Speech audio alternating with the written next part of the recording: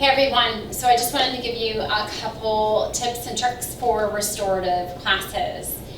This is a highly supported posture or practice where we allow ourselves to completely surrender the body. So the more props, the better. And so if you're one that likes to not use them, this would be one where you gotta put your ego aside and tell yourself, all right, I'm gonna do it. I'm gonna see what Dawn's talking about.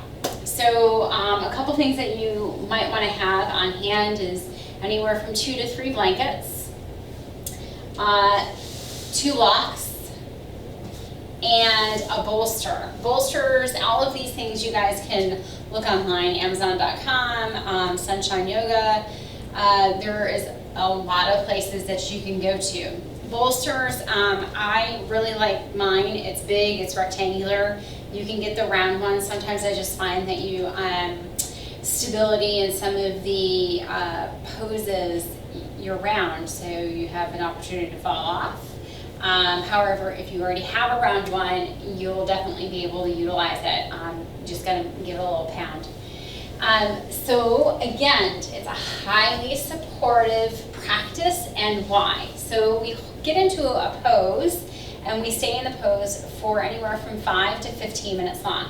Being that most of these classes offered are at the most 30 minutes, you're only going to experience maybe 3 poses. And so with that said, it's really about you resting. It's about you moving into a space of healing the body to heal the mind. So, evening practice, amazing time for you to do a restorative class. Think about allowing yourself to relieve the pain that you might be exploring, whether it be in the body, in your emotions, your mental state. So it's really a gift that you can give yourself once a week, absolutely. So with that said, I hope you join me in the classes to come. Namaste.